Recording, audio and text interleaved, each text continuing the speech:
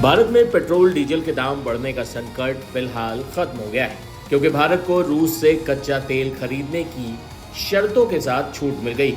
अमेरिकी ट्रेजरी विभाग ने भारतीय रिफाइनरियों को 30 दिन का स्पेशल लाइसेंस दिया है। ये लाइसेंस 3 अप्रैल तक वैलिड रहेगा। अमेरिकी ट्रेजरी सचिव स्कॉट बेसेंट ने 6 मार्च को बताया कि राष्ट्रपति ट्रंप के ऊर्जा एजेंडे के तहत ये अस्थायी कदम उठाया गया है। उन्होंने कहा कि भारत अमेरिका का एक महत्वपूर्ण पार्टनर है और ग्लोबल मार्केट में तेल की सप्लाई को स्थिर रखने के लिए छूट दी गई। बेसेंट ने कहा कि ईरान ग्लोबल एनर्जी मार्केट को बंधक बनाने की कोशिश कर रहा है। इस दबाव को कम करने के लिए हम भारत को यह 30 दिन की छूट दे रहे हैं। उन्होंने कहा कि हमें यह उम्मीद है इसके बाद भारत अमेरिकी तेल की खरीद में तेजी लाएगा।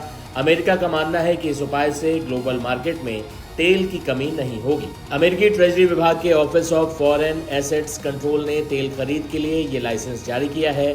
इसके तहत 5 मार्च तक जहाजों पर लोड हो चुके रूसी कच्चे तेल की ही डिलीवरी भारत में की जा सकेगी, यानी जो जहां पहले से समुद्र में है उनसे सप्लाई होगी।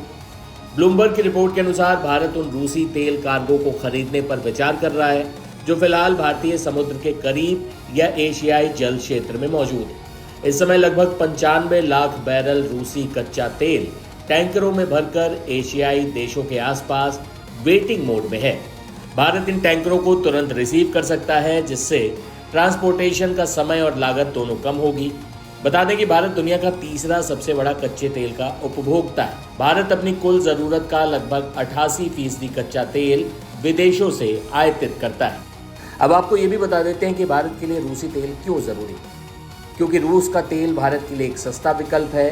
रूस भारत को बेंचमार्क कीमतों से डिस्काउंट पर तेल ऑफर करता है।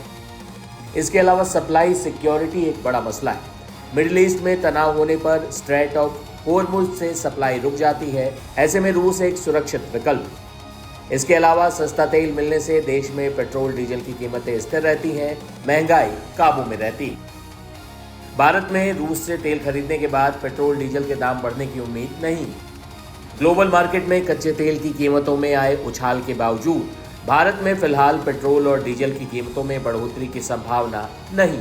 सरकार और तेल कंपनियां स्थिति पर नजर बनाई हुई हैं। इस बीच अमेरिकी छूट से सप्लाई चेन को मैनेज करने में मदद भी मिलेगी। रक्षा मंत्री राजनाथ सिंह ने भी युद्ध के हालात और सप्लाई चेन के संकट पर क्या कुछ कहा, सुनिए। हम सब एक बड़े परिवर्तन के दौर से गुजर रहे हैं। ग्लोबल लेवल पर तेजी से नई परिस्थितियां दिखाई दे रही हैं। सप्लाई चेन रीअलाइन हो रहे हैं।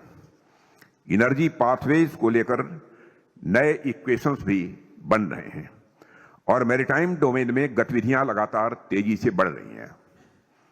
पहले समुद्र को केवल ट्रेड का माध्यम माना जाता था, लेकिन आज हम स्पष्ट रूप से देख रहे हैं कि समुद्र स्ट्रेटेजिक डोमिनेंस का भी केंद्र बनता जा रहा है। दुनिया बदल रही है और पुराने नोशंस टूट रहे हैं, और यह बात हम पिछले कई वर्षों से लगातार देख रहे हैं। जो अलग अलग फ्लैश पॉइंट्स और कॉन्फ्लिक्ट्स दुनिया में दिखाई दे रहे हैं, वे ऊपर ऊपर से भले ही आपस में जुड़े हुए नजर आते हों, हर ज्योग्राफिकल और रीजनल स्थिति की अपनी अलग अलग बैकग्राउंड और अपनी अलग अलग कहानी है। फिर भी अगर गौर से देखें तो एक कॉमन बात हमको दिखाई देती है। आज ग्लोबल लेवल पर हमेशा कुछ नया हो रहा है, एक परिवर्तन चल रहा है।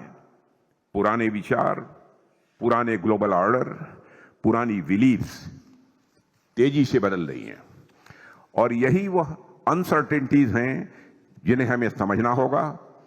और अभी चल रही मिडिल ईस्ट की स्थिति इसका मैं मानता हूं कि एक ज्वलंत उदाहरण है। आज जो वहां हो रहा है वह बहुत ही असामान्य है।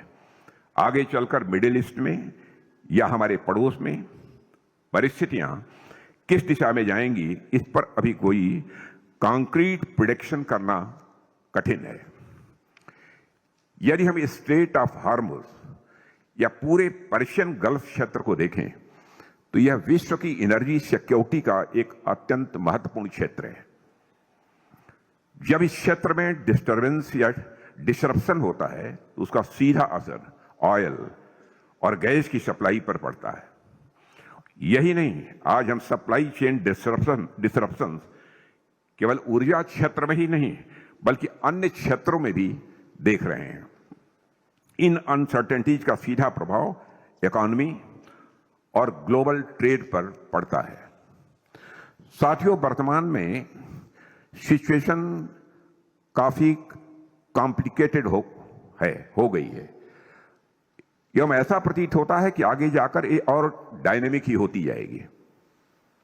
और आज जिस तरह अलग अलग देश लैंड पर, एयर में, सी में और अब तो स्पेस तक में एक दूसरे को टक्कर ले रहे हैं, वह वास्तव में यह हम सभी के लिए चिंता का विषय है।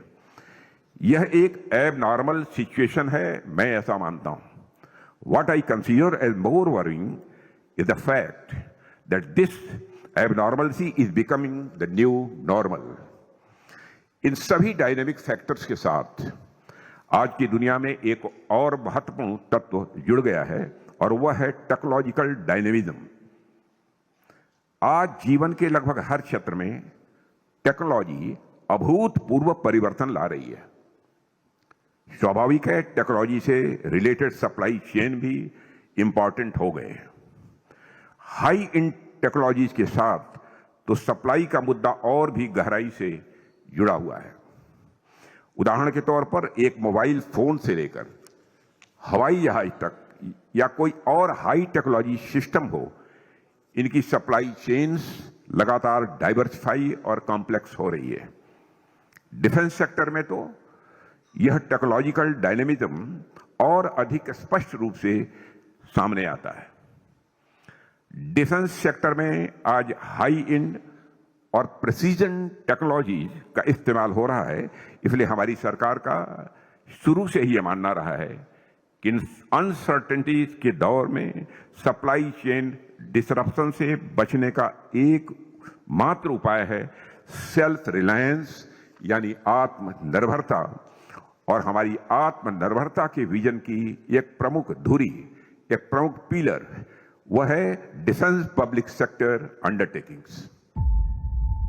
जीरो हमने इन्वेंट किया, हमने बताया दुनिया को, जहां योग है वहां रोग नहीं। सबसे पुरानी सभ्यता है हमारी। गुलामी से तो और देश भी लड़े भाई, पर आजादी के लिए अहिंसा का रास्ता बस हमारा था। अपने पसीने से जमीन सींचता किसान और घर में घुसकर मारने वाले जवान, बस इसी मिट्टी ने जने। इसके हाथ ने जब थामा जज्बा तो इतिहास रचे। कदम बढ़ाए तो चांद का वो हिस्सा चूमा भाई, जहां कोई कभी नहीं पहुंचा। आज पूरी दुनिया में शान से लहरा रहा है तिरंगा, और इसके पीछे है गर्व से भरी अनगिनत कहानियां जो लिखी जा चुकी हैं और लिखी जा रही हैं, जिन्हें मैं सुनाऊंगा राष्ट्रगर्व रोज शाम 6:25 पर।